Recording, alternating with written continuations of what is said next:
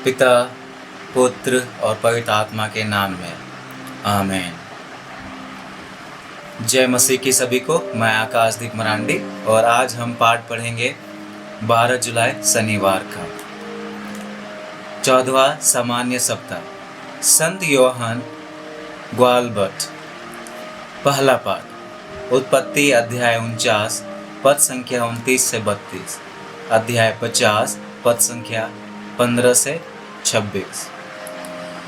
याकूब ने अपने पुत्रों को ये आदेश दिया, मैं शीघ्र ही अपने पितरों में सम्मिलित हो जाऊंगा।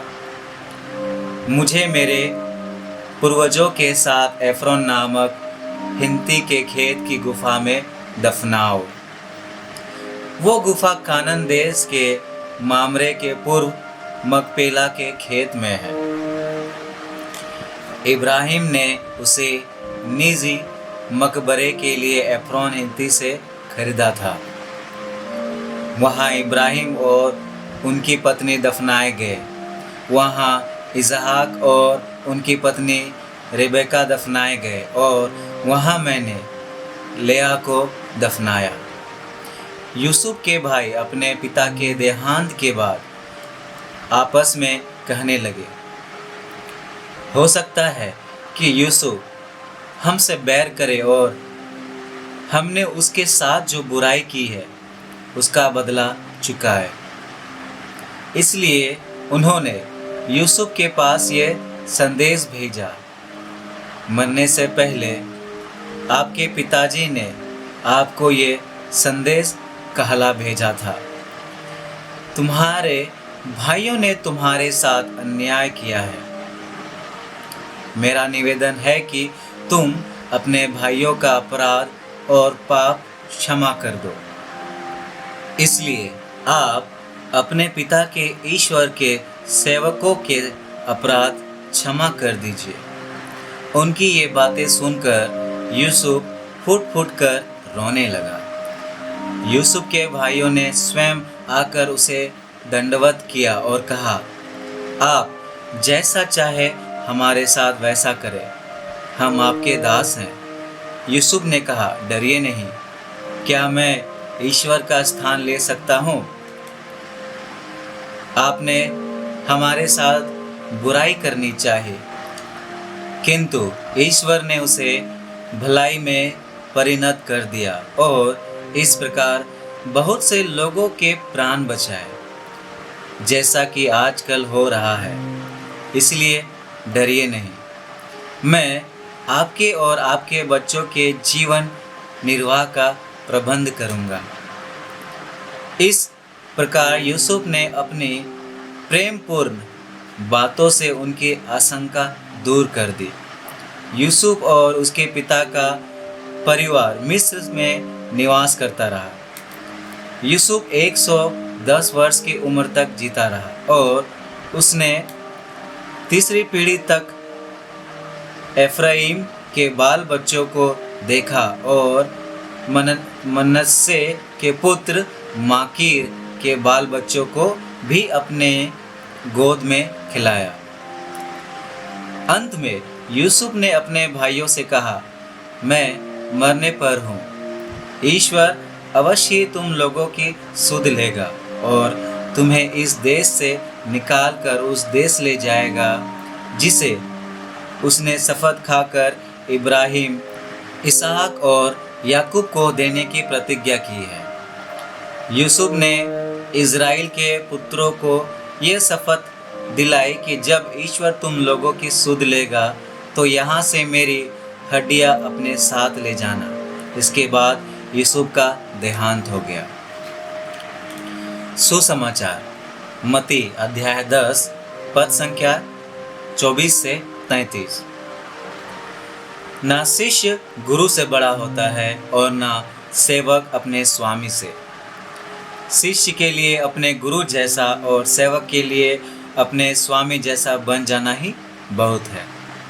यदि लोगों ने घर के स्वामी को बेल्ज़ेबूल कहा है तो वे उसके घर वालों को क्या नहीं कहेंगे। इसलिए उनसे नहीं डरो।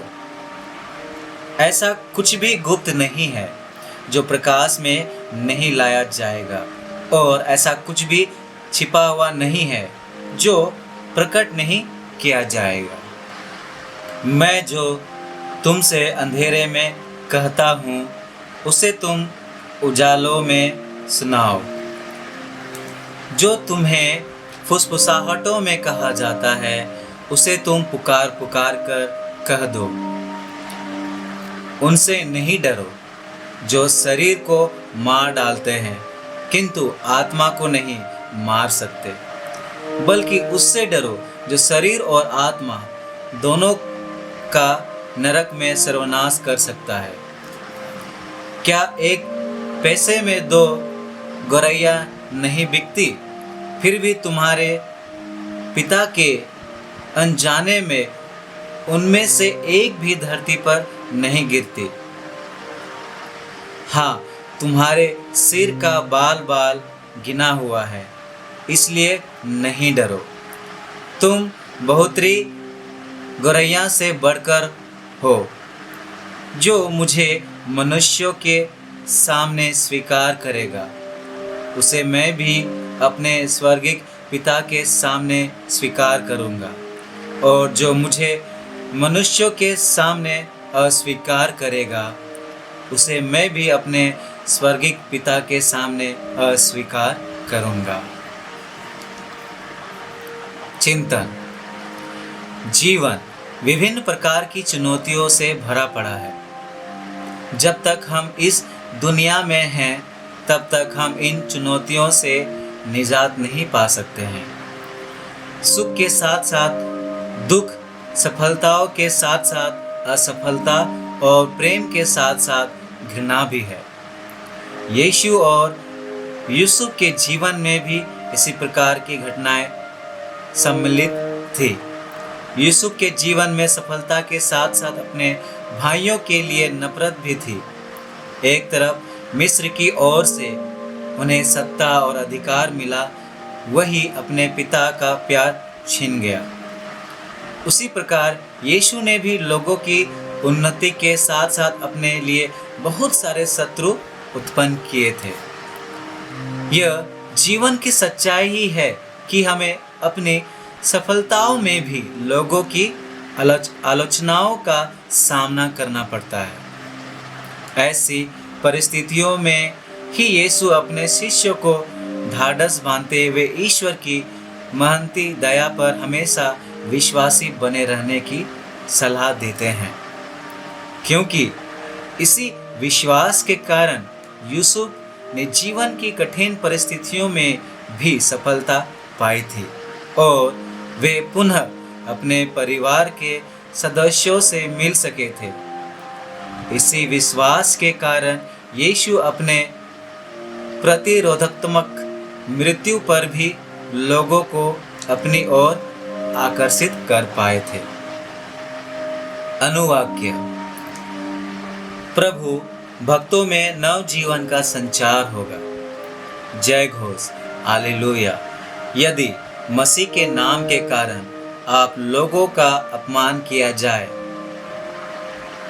जो अपने को धन्य समझिए, क्योंकि ये इसका प्रमाण है कि ईश्वर का आत्मा आप पर छाया रहता है। हालेलुया। पिता, पुत्र और पवित्र आत्मा के नाम में आमीन। ईश्वर को धन्यवाद।